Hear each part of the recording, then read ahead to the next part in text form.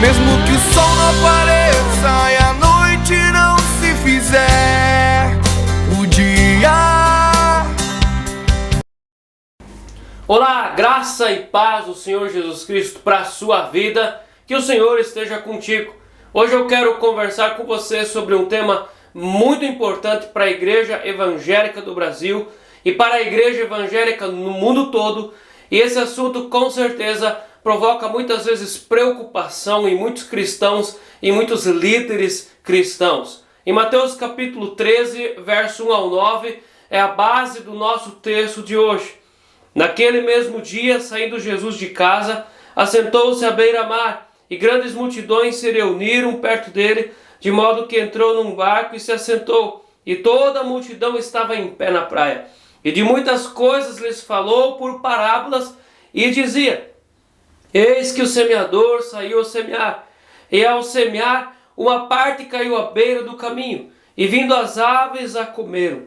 Outra parte caiu em solo rochoso, onde a terra era pouca, e logo nasceu, visto não ser profunda a terra. Saindo, porém, o sol a queimou, e porque não tinha raiz, secou-se. Outra caiu entre espinhos, e os espinhos cresceram e a sufocaram. Outra, enfim, caiu em boa terra, e deu fruto a 100, a 60 e a 30 por um. Quem tem ouvidos para ouvir, ouça. Esse texto é um texto que fala sobre produção de frutos. E a pergunta que eu faço para você na introdução da nossa meditação é: qual é a maior missão da sua vida? Depois que você se entregou ao Senhor Jesus Cristo, agora que você tem certeza que o seu nome está escrito no livro da vida, qual a maior missão da sua vida? E esse texto fala sobre produzir frutos. E há um princípio. Algo só faz sentido se cumprir uma função. Uma árvore só faz sentido se ela produzir frutos. E uma árvore só faz sentido se ela se multiplica.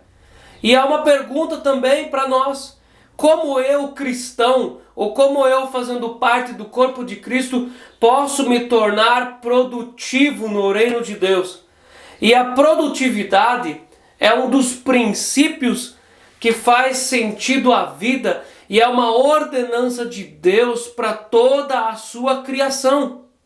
No texto de Gênesis, capítulo 1, verso 11 e o 12, relatando a criação, o texto diz o seguinte: E disse Deus: Produz a terra relva, ervas que deem semente, árvores frutíferas que deem frutos segundo a sua espécie, cuja semente esteja nela sobre a terra. E assim se fez. A terra, pois, produziu relva, ervas que davam a semente, que segundo a sua espécie, e árvores que davam fruto, cujo semente estava nele, conforme a sua espécie. Viu Deus que isso era bom. Há uma ordenança de Deus para que a sua criação produzisse frutos.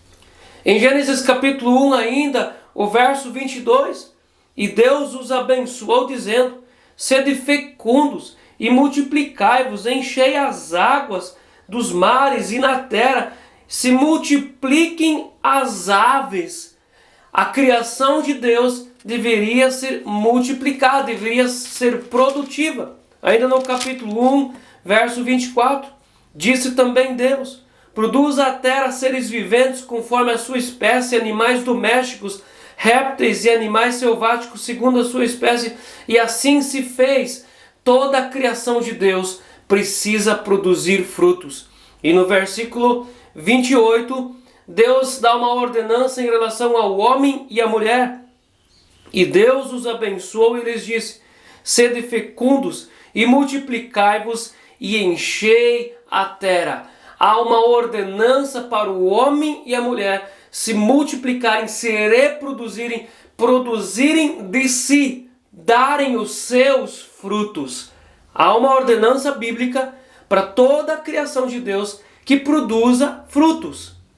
Em Atos capítulo 2, nós entramos na nova criação de Deus, que é a igreja do Novo Testamento. E aqui há um princípio de produtividade na igreja que foi a evidência da presença de Deus. Atos 2:47.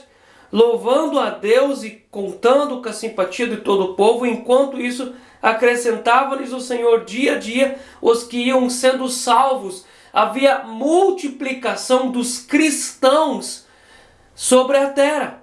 No Evangelho de Mateus, no capítulo 28, verso 19, há uma ordenança de Jesus para que os discípulos se multiplicassem.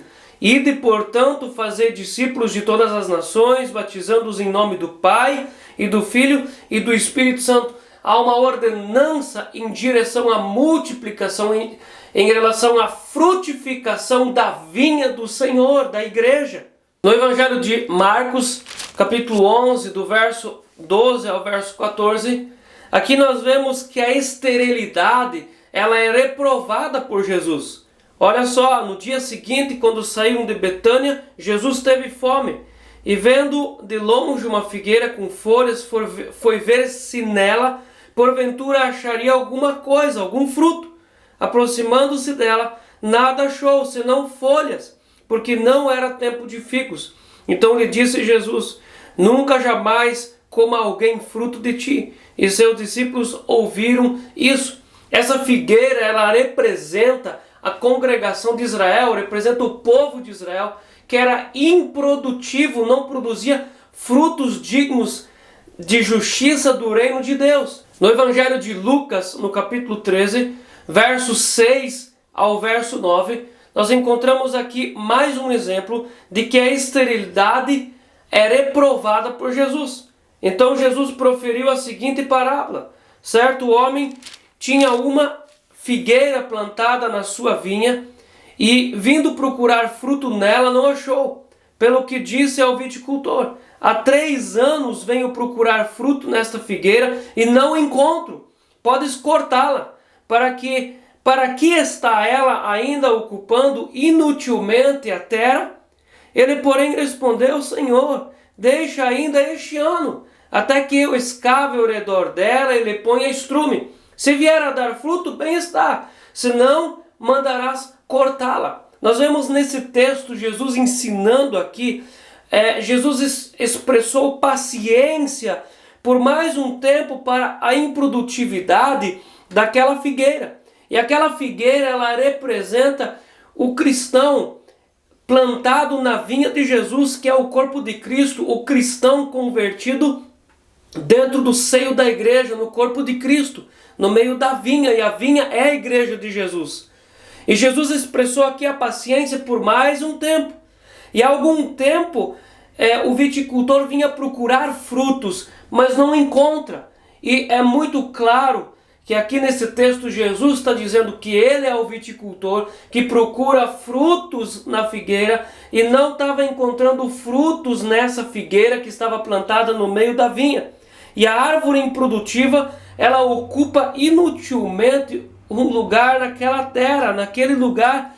Ela estava ocupando um lugar, mas ela não produzia. E uma atitude de misericórdia é lançada sobre aquela figueira. Contudo, há uma palavra: se ela não produzir frutos em 1 ano, ela será cortada.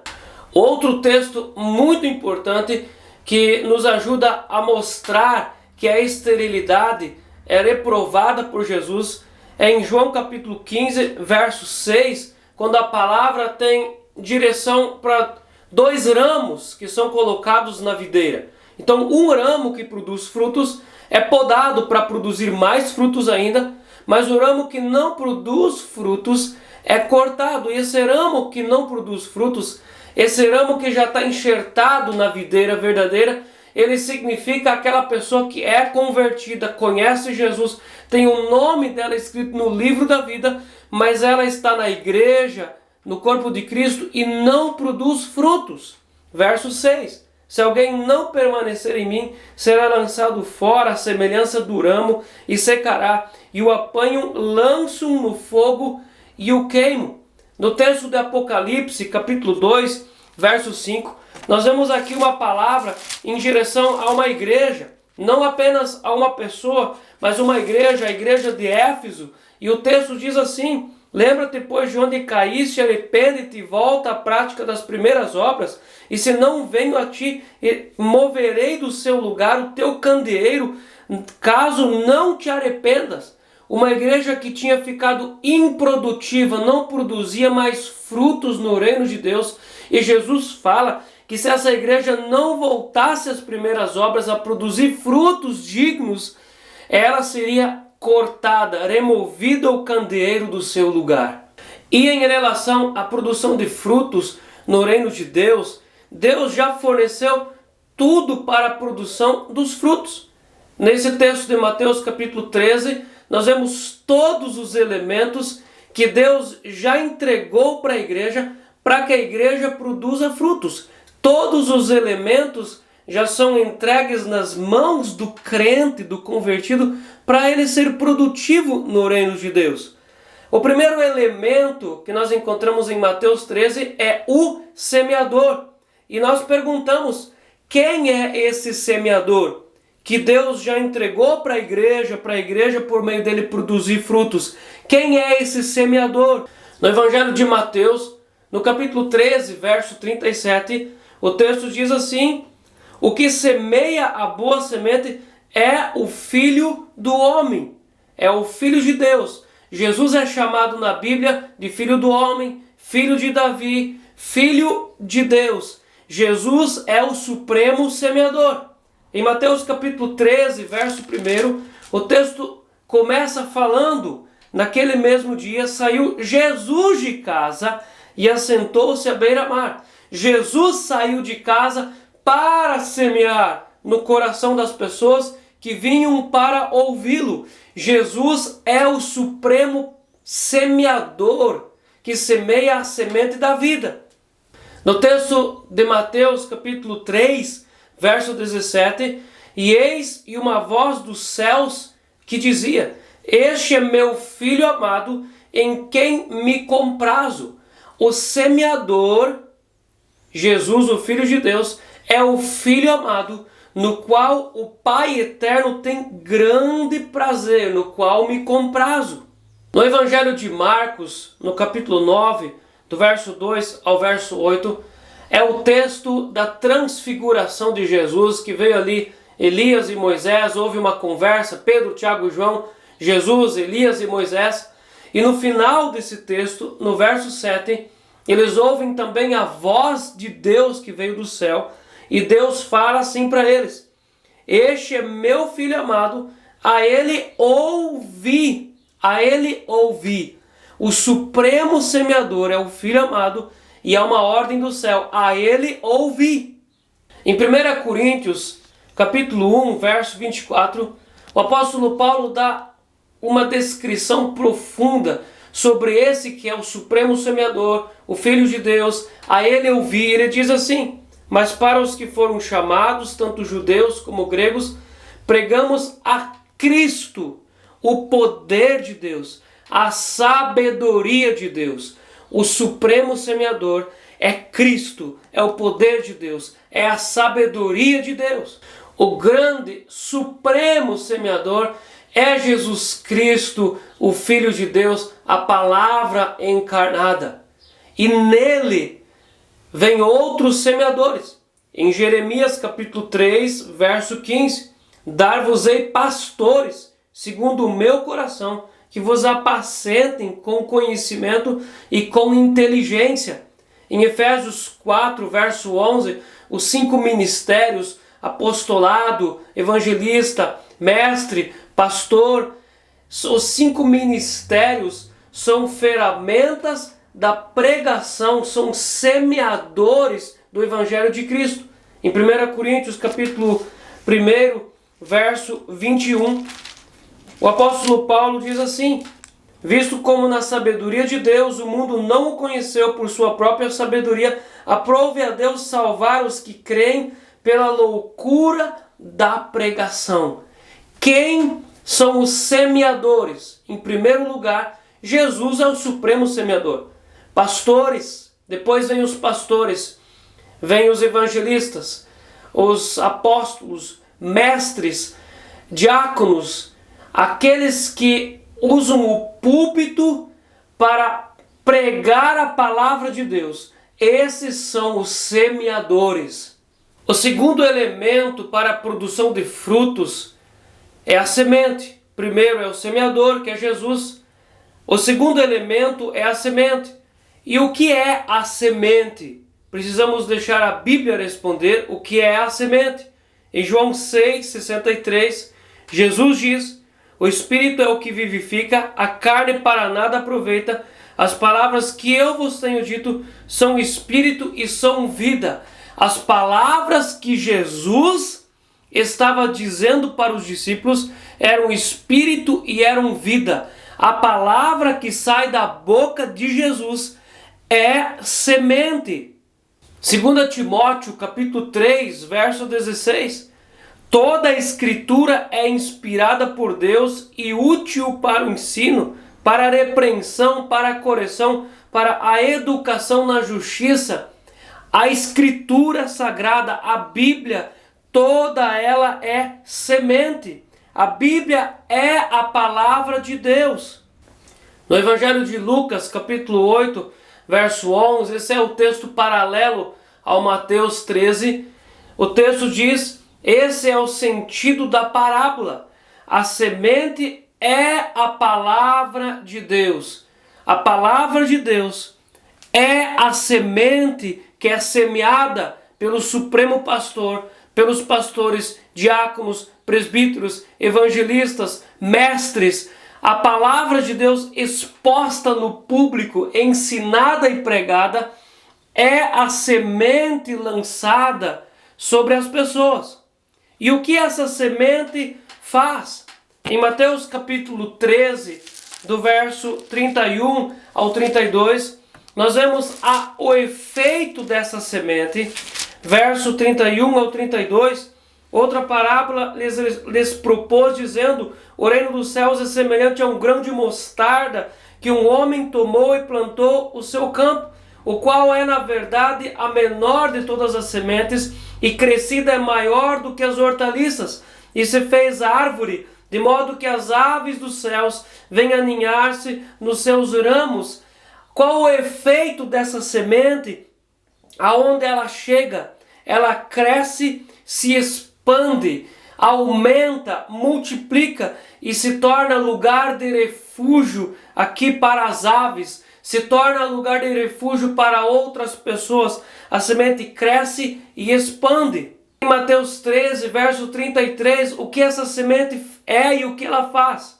Disse-lhe outra parábola: o reino dos céus é semelhante ao fermento que uma mulher tomou e escondeu em 3 medidas de farinha, até ficar tudo levedado. Aonde a palavra de Deus chega, num bom sentido, contamina toda a massa. Aquela massa que a mulher amassou ali com farinha de trigo, colocou todos os elementos dentro, e que se ela coloca o levedo, coloca o fermento, toda a massa leveda, tudo cresce, há uma multiplicação. Cada milímetro, cada célula daquela massa, cada milímetro daquela massa é preenchida pelo levedo, pelo fermento. A palavra de Deus, ela transpassa tudo aonde ela chega. No capítulo 13, no verso 44, o reino dos céus é semelhante a um tesouro oculto no campo, o qual certo homem, tendo-o achado, escondeu e transbordante de alegria vai, vende tudo o que tem e compra aquele campo. Aqui é expressado qual é o valor dessa semente. Aonde a semente chega, é o reino de Deus chegando. E qual é o valor do reino? Tudo. O homem vende tudo para comprar aquele campo. No verso 45 e 46, o reino dos céus é também semelhante a um homem que negocia e procura boas pérolas. E tendo achado uma pérola de grande valor, vende tudo o que possuía e a compra. Qual é o valor dessa semente santa? Tudo. Ele vende tudo para comprar essa semente, que é uma pérola muito preciosa. No verso 47 de Mateus 13, o reino dos céus ainda semelhante a uma rede que, lançada ao mar, recolhe peixes de toda espécie, e quando já está cheia, os pescadores arrastam para a praia e assentados escolhem os bons para os cestos e os ruins deitam fora. A semente da palavra de Deus é como uma rede. E a palavra de Deus, aonde ela chega, ela dá discernimento para entender, aqui expressado pelo texto, qual o peixe bom e qual que é o peixe ruim. A palavra de Deus tem esse efeito, a pessoa consegue compreender a diferença entre santo e o profano. A palavra de Deus, ela chega e ela demonstra, ela clarifica a visão das pessoas. E ainda no verso 51 e 52, entendestes todas essas coisas? Responderam para Jesus, sim. Então lhes disse Jesus, por isso todo escriba versado no reino dos céus é semelhante a um pai de família que tira do seu depósito coisas novas e coisas velhas. Essa semente não perde a sua germinação. A palavra de Deus é uma semente eterna. Um produtor rural que compra lá a semente para semear a safra e deixa aquela semente deitada depois de um longo período, essa semente perde a sua germinação, o seu vigor de brotar. Mas a semente da palavra de Deus não caduca o seu efeito de germinação. Ela é eterna, desde sempre. Aonde a palavra de Deus chega, ela brota e ela muda aquela vida, ela muda aquela família, ela muda aquela igreja, ela muda aquela sociedade, porque onde a palavra de Deus chega, nunca mais as coisas serão da mesma forma, tudo vai mudar. Deus dá todos os elementos para que o fruto aconteça: o semeador, a semente e também o solo. Todos os três são necessários. Se haver o solo, mas não haver semente, não há produção. Se haver semente e solo, mas não houver um semeador para lançar a semente, também não há produção. Se houver um semeador e solo e não houver semente, também não há produção. O terceiro elemento, aqui a pergunta é: quem é o solo? No capítulo 13 de Mateus. Quem é o solo? Em Mateus 13, verso 38, o texto diz assim: o campo é o mundo, a boa semente são os filhos do reino, o joio são os filhos do maligno. Então o campo é o mundo. O mundo aqui não é o cosmos, o mundo aqui não é o mundanismo, o mundo aqui são todas as pessoas da face da terra. Cada pessoa é solo, uma sociedade é um solo, uma igreja que se reúne para ouvir o evangelho é solo, o mundo é solo. Mas em Lucas capítulo 8, verso 15 ainda diz assim: aqui caiu na boa terra são os que, tendo ouvido de bom e reto coração, retém a palavra, esses frutificam com perseverança. Fazendo aqui uma alusão, um entendimento de que cada pessoa em particular é o solo aonde a semente de Deus é semeada ou deve ser semeada. E como a semente chega até esse solo? Como a semente chega até no solo, que é o coração das pessoas? O coração, o órgão que bombeia sangue, não é esse que recebe a palavra. Nós estamos falando aqui do coração, a Bíblia se refere a toda a faculdade mental. Nós pensamos com a cabeça, com o cérebro, a faculdade mental, o emocional, o psicológico, o racional. Nós cremos em Jesus com o nosso racional, com o nosso cérebro. Nós recebemos a Jesus Cristo com o nosso espírito, com a nossa alma, que está colocada sobre a faculdade mental. Então, como a palavra de Deus, a semente santa, entra dentro desse solo? Quando nós vemos alguém semear uma semente de milho, soja, ou trigo, ou aveia, ou algum cereal no solo, é colocado dentro de uma semeadeira, dentro de uma ferramenta puxada por um trator, e essa semeadeira vai cortando, sulcando o solo, colocando a semente, tampando. Mas no coração humano não é assim que funciona. Como a semente santa entra para dentro do coração de uma pessoa. Precisamos sempre levar em consideração o texto de Romanos capítulo 10, verso 14 e 15, que Paulo fala sobre os pregadores. Como, porém, invocarão aquele em quem não creram? E como crerão naquele de quem nada ouviram? E como ouvirão se não há quem pregue? E como pregarão se não forem enviados? Como está escrito, quão formosos são os pés daqueles que anunciam as boas novas. Paulo fala aqui dos pregadores, dos semeadores. A palavra de Deus, ela é pego do alforje, a semente é retirada do alforje pelo semeador. Quem é esse semeador aqui no texto? Pastores, presbíteros, diáconos, evangelistas, missionários, que pegam a semente e eles são a ferramenta que transporta a semente em direção ao solo. Quem é o solo? E como a semente entra no solo? Mateus 13, Jesus encerra essa parábola dizendo, 13:9, quem tem ouvidos para ouvir, ouça. A semente entra pelos ouvidos. E no verso 16, Jesus fala, bem-aventurados, porém, os vossos olhos, porque veem, e os vossos ouvidos, porque ouvem.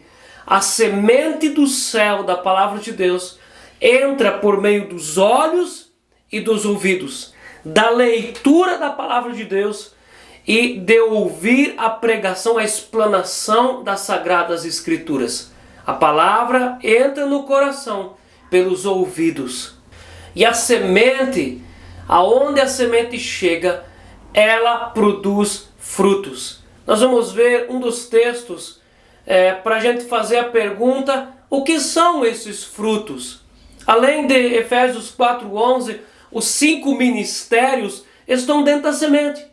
Dentro de uma semente tem caule, tem raízes, tem folhas, tem frutos. Uma semente carrega tudo o que ela precisa. Então, quando a semente de Deus entra no coração do ser humano, ela tem dentro dela tudo o que ela precisa, todos os frutos já estão ali. Vem os 5 ministérios, vêm junto para produzir frutos na pessoa. Em Gálatas 5, verso 22, mas o fruto do Espírito é amor, alegria, paz, longanimidade, benignidade, bondade, fidelidade, mansidão e domínio próprio. E quando o João Batista prega para as multidões, ele diz, produzir, pois, frutos dignos de arrependimento. Em Mateus 3:8, o que é fruto digno de arrependimento? É mudança de vida, é testemunho. A pessoa era de uma forma. Quando a palavra de Deus cai no coração da vida dela, essa palavra cresce, frutifica, a vida precisa mudar, precisa haver um conserto na vida daquela pessoa. Ela própria precisa olhar para ela e dizer, como eu estou diferente, como Jesus me mudou, como depois daquela noite, daquele culto, depois daquele livro, depois daquela pregação, como a minha vida começou de mudar e eu estou em processo de mudança. A pessoa precisa olhar para si e ela precisa ver mudanças boas, fruto digno de arrependimento. As outras pessoas ao entorno dela, a família, a parentela, amigos, pessoas do trabalho, precisam olhar para aquele fulano, olhar para aquela mulher, para aquele homem e dizer como está diferente, como não é mais a mesma pessoa, porque a semente da palavra de Deus, aonde ela chega, ela provoca grandes mudanças. Então nós vemos aqui o semeador, que é Jesus, vemos a semente, que é a palavra de Deus, vemos o solo, que é o coração das pessoas, vemos ali a produção de frutos. O que são esses frutos? É ministério, é mudança de vida, frutos do Espírito. A pessoa, ela recebe disciplinas espirituais, oração, lê a Bíblia todos os dias. Ela começa a ter alegria na alma para cantar. São frutos do Espírito. Você vai continuar assistindo a continuação dessa pregação em outros vídeos. Continue assistindo o vídeo 2, o vídeo 3. Mas para a gente encerrar esse vídeo, a pergunta é, se o semeador é tão poderoso, Se o semeador é o Criador dos céus e da terra, é aonde ele chega, nada mais fica diferente. Se a semente é tão viva e eficaz, semente poderosa, semente produtiva, por que existem pessoas na igreja que não produzem frutos? Por que é que existem pessoas que há muito tempo são evangélicas, estão ali naquela denominação recebendo semente, há tanto tempo, tantos anos, às vezes batem no peito com aquele orgulho, nós somos já 50 anos da igreja, mas você olha para as pessoas, elas não produzem frutos. Em Mateus 7, Jesus diz que pelos frutos você conhece a árvore. Então nós fazemos essa pergunta: se Jesus é o semeador tão poderoso, se a semente é irresistível, por que é que existem pessoas na igreja que não produzem frutos? Eu quero ouvir